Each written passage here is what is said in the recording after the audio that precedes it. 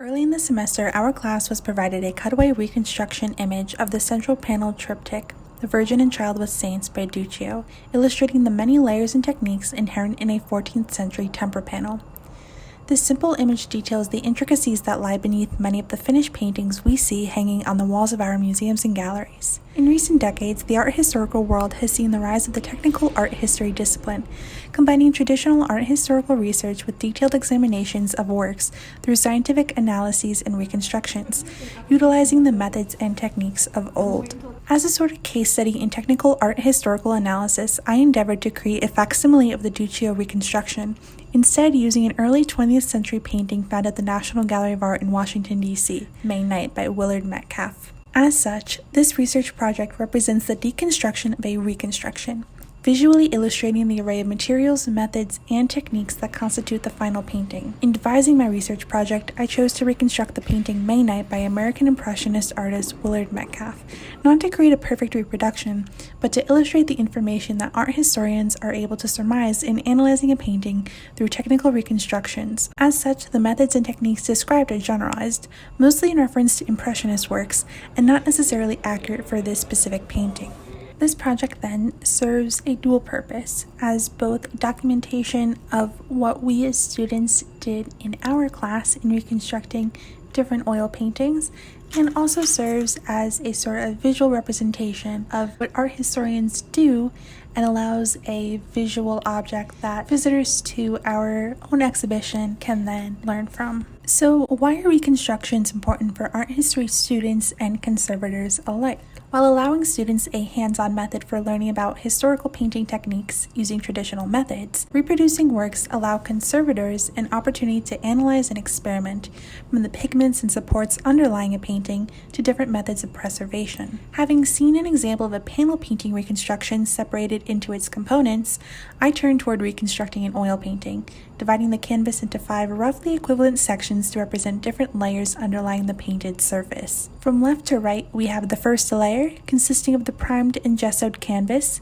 the second layer with the image traced using a handmade tracing paper, the third layer with the image sealed into the canvas with an acrylic outline, the fourth layer with an oil paint ground to prepare the canvas for oil paint, and the fifth layer representing the application of paint, typically in the form of an underpainting, although Impressionist painters like Metcalf often forewent an underdrawing or underpainting. Some of these layers, like the underdrawings represented by the traced images, may be determined through a simple visual analysis of a painting. Other aspects may be inferred from specific visual properties and knowledge of techniques of the time, or through scientific analyses, including infrared reflectography, X-ray radiography, X-ray tomography, and cross-section analysis. Limited in respect to time, money, and materials, my reconstruction relied on surface-level visual analysis of an alla prima painting alone in order to replicate the underlying layers, leaving some room for interpretation. The first segment of the deconstructed reconstruction is seemingly blank, a white canvas. However, the canvas support itself is an important aspect of the reconstruction, as the traditional wood panel support was superseded by canvas, a support better suited for oil painting methods. True to traditional methods, the canvas was hand-stretched, using 16 by 20 inch stretcher bars with a portrait linen cloth before sizing and then priming the linen to produce the white canvas.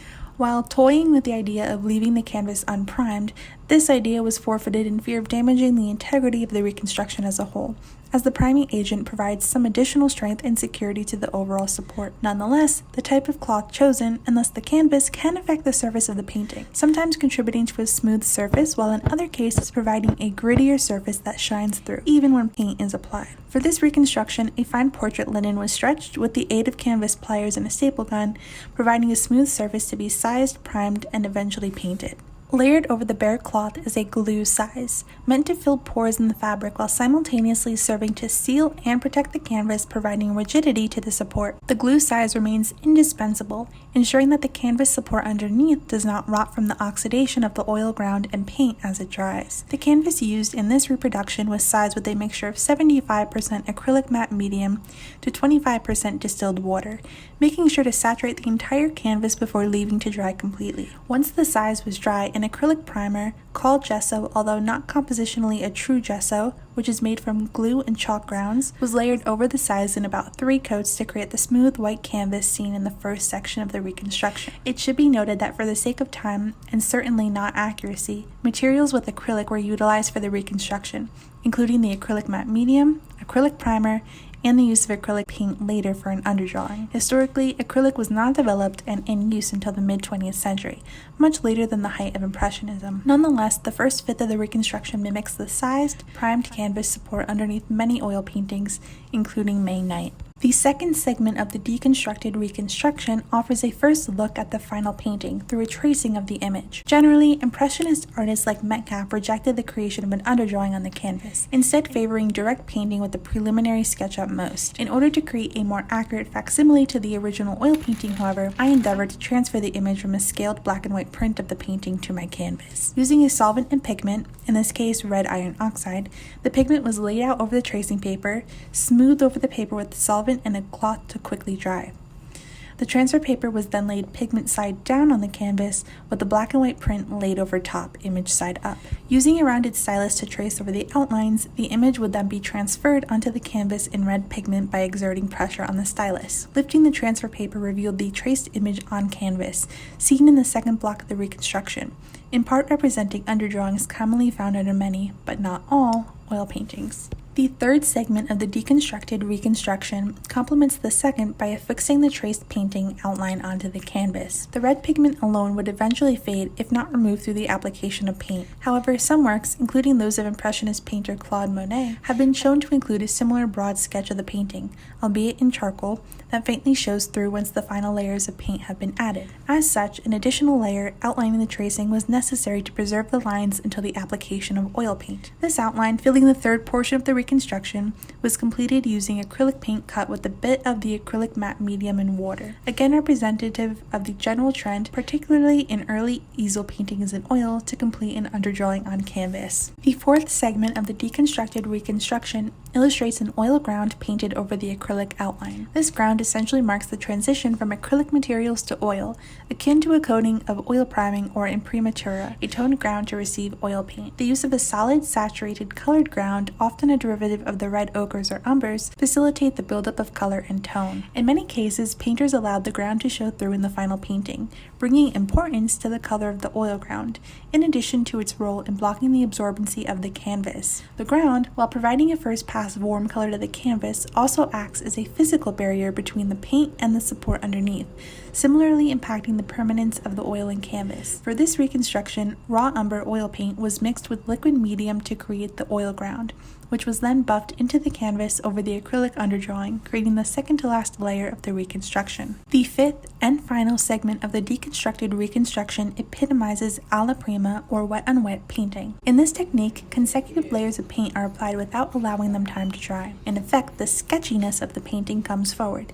emphasizing the brushstrokes in the fashion characteristic of our conceptions of oil paintings today. Traditional oil paintings may feature an underpainting in oil, something many of the Impressionists rebuked, instead preferring quick brushstrokes to capture the fleeting effects of light and shadow. Similarly, Impressionists prefer the application of opaque paint rather than the traditional use of films or glazes. This reconstruction mimics these techniques through the short brushstrokes of thick, opaque paint to achieve the ethereal atmosphere of Metcalfe's image in the final fifth of the reconstructed painting. In alignment with the practices of many Impressionists, along with Metcalfe himself, this final segment remains unvarnished to preserve the pure color hues. This research project in deconstructing the elements of reconstructing an oil painting as a tool of technical art history aims to shed light on the experience of the reconstruction as a means of exploring the materials and techniques of the past. These means of exploring art history are not available only to conservators, but to students as well, incorporating multiple disciplines and avenues of inquiry to the area of art historical research. Experiments and reconstructions such as this one may enlighten scholars and conservators alike to means for handling, protecting, and discussing many works of art. An oil painting becomes more than its aesthetics. It becomes the tonal underpainting and oil ground beneath it, held rigid and strong as a result of the durable canvas support still wonderfully preserved hundreds of years later.